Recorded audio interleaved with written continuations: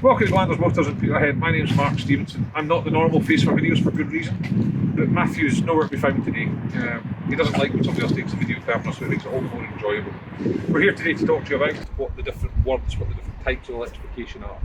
And we thought the easiest thing to do would be to put together a quick video that showed you the range of electrification, from mild hybrid right the way through to fully electric vehicles and everything that we have in between. As we move forward, we're going to see more and more electric vehicles on the road, and it's going to become a more viable choice for people, even in remote communities such as we serve in the northeast. Last year, MG sold more electric vehicles than they sold internal combustion. Kia tripled their electric sales rate, and Suzuki now don't sell anything that doesn't have some form of hybridisation. It can make for a confusing market. People use different language, people have different words for different styles of electrified cars, and we're just going to try and give a general sense of what the different terms mean. We're going to complete a second video later on that will show you the different charging types and how to charge your car, and talking about charging etiquette, because people can get their feathers right ruffled when you unplug their electric car at a charger. At the entry into electrification, this Kia Stonic is a mild hybrid electric vehicle. The distinction of mild hybrid is that the internal combustion engine never stops running. The vehicle uses a system of motors to recover unused energy. So if the vehicle is coasting downhill, or if you're lifting off the throttle, it starts to use those motors to recover some of that wasted energy and store it in a battery. When the car then needs an energy boost, when it's climbing a hill, when it's fully loaded, when it's overtaking, that motor can be used to lift some of the load off of the internal combustion engine, and that results in a slight fuel economy saving and a reduction in the emittable gases at the exhaust. There's nothing for you to do as a user with a mild hybrid. There's no plugging in, there's no charging, there's no concerns about battery range. This is the simplest step in, and it's something we're seeing expanding in all of our franchises. Suzuki now do not make a car that isn't mild hybrid, and there's nothing to be put off by that. It gives you an advantage in economy, an advantage in emissions, but there's no user input whatsoever in how the system works. The next step in terms of hybridisation is the hybrid electric vehicle. This one is a Suzuki Swiss, a new model for Suzuki this year, part of the collaboration with Toyota.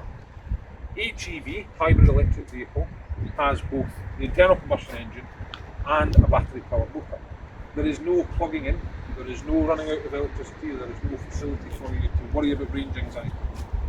On a bigger scale than the mild hybrid, the motors collect energy in the kinetic recovery system and charge it into a battery, store it in a battery. The difference with HEV is that this one can run for short distances just on the motor. So you then get the benefits of zero tailpipe emissions when it's in the electric one, greatly increased economies and massive reductions in the emissions of tailpipe. This estate car, it's a good size, it's a family car, you've got 64.2 miles per mile, and that's on the WLTP, the new style test. Hybrid offers, again, the benefits of there's no charging, no plug-ins, no range anxiety, but with significant savings off. There's no user impact, again, it's nice and simple for you to operate. The plug-in hybrid electric vehicle, PHEV or PHEV.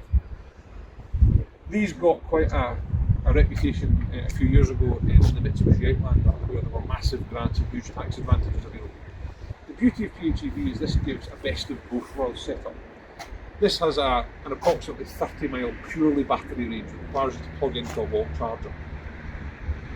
You could run almost all your living, if your daily mileage is under that 30 miles or you have through the day charging access, on an electric charge. But with the benefits of the 1.6, in this case, petrol engine, so that if the battery depletes, runs out, you don't have to worry about charging. You just move over, you don't do anything, the car just moves across into the petrol engine and runs as a hybrid electric vehicle, so you're still getting some energy recovery and some battery mileage. And then when you go, you plug it back in. We've had a great experience with particularly the Nero. Some of our directors have been running these cars since we launched it, and the range that you can get miles per gallon, these can go up into the over 200 and even 300 miles per gallon in real world figures. Because if you think of a commute from Aberdeen, it's about 32 miles. This has about 30 miles of battery range. It's very cheap to charge at that size of battery, and you can run most of the way from Aberdeen on the battery, run in the last little bit using the petrol engine, charge it back up and run home again on your electric energy. This is something that's catching on quite significantly just now, because where we live, as you start to move out into the countryside and the hills, there isn't the charging infrastructure, and that brings about the anxiety of range.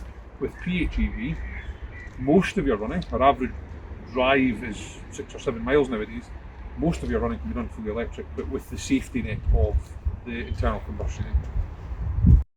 At the furthest point of hybridisation of electrification is the battery electric vehicle. Kia have been at the forefront of EVs for a number of years now, starting back in 2014 with the Soul 1 EV.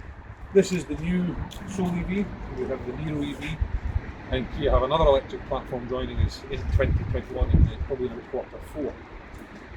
In this car, you have a 280 mile battery electric range, so comfortably you could drive to the borders of Scotland from Peterhead without stopping for the charge. You can certainly do back and forth to Aberdeen 3 or 4 times without ever worrying about it. This will require you to have some sort of charging access either through the day at work or whilst you're at home. That's normally done by the means of a wall charger. And the battery is the only source of energy for this one. So this is where we start to see that concern about charging infrastructure, range anxiety. Scotland's actually much better than the rest of the country in that term. You're closer to a charger on average in Scotland than you are anywhere in the UK, and the charging network's growing rapidly. Up until 2021, Aberdeenshire still provides free energy at the Charge Place Scotland charging points. That scheme concluded in Aberdeen City last year. You can still obtain free energy for your car by using the Charge Place Scotland scheme. When we now look at fully electric vehicles, there are some significant advantages to purchase, both for a business buying an electric vehicle and for the end user.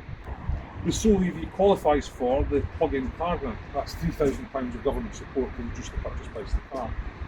You can also apply for the Energy Saving Trust, the electric car loan scheme, which lends you up to £28,000 interest-free over 6 years on a higher purchase agreement.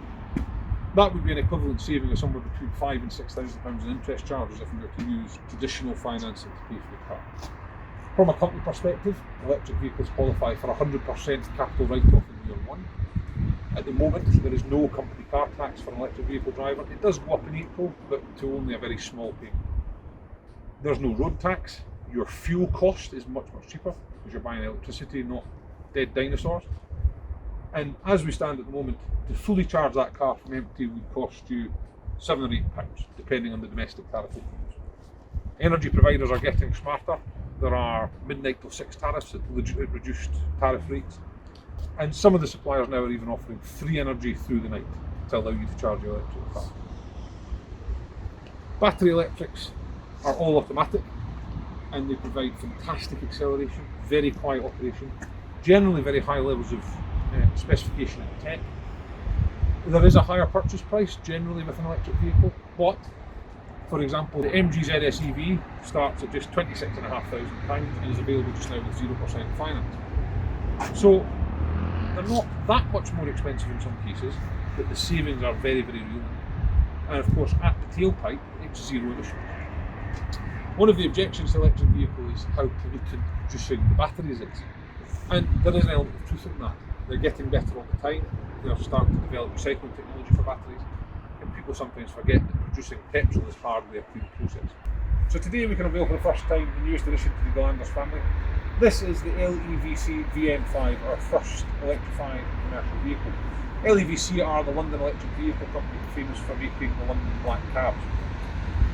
This is a battery electric vehicle in terms of law, in terms of finance and funding that's available to it, but it has a petrol range extender. This is not new technology. This is something that BMW have used in their i-range for a number of years. So this vehicle has an approximately 60 mile purely electric range. But with the range extender, that then gives you up to 300 miles of range between the battery extender and the battery. If you then have a working vehicle that needs to be on the road all day, perhaps in the rural communities that we serve, you don't need to worry about charging facilities. You can put it out to the full battery charge, get the most of the electric, not having to worry about stopping to charge the vehicle every 60 miles. The most efficient use of the vehicle, obviously, is within that purely battery mode, but the range extender gives you the comfort of knowing you don't have to be next to a charge point when the battery runs out. VM5 is a massive deal for LEVC. This answers the commercial vehicle problem where everybody is being driven towards greener fleet, but without the range abilities to deliver them. VN5 answers that problem. 300 mile range is more than sufficient for most businesses, and actually the 60 mile electric range is sufficient for most. With up to 5.5 cubic metres of load space in the rear, and VN5 have partnered with a number of conversion companies to offer refrigerated solutions, camper van solutions and racking solutions for a variety of trades. As standard, one sliding door, double doors at the back, and you can add the off-side rear door as well. As with anything, we're always happy to help. We're working remotely at the moment and online. If you've got any questions, our Facebook page, The Landers Motors, our website, www.thelanders.co.uk, or give us a phone on 01779 479 777. We'll be happy to help in any way we can, and we like to think we've got most of the answers now to your electric vehicle. Thanks very much for your time.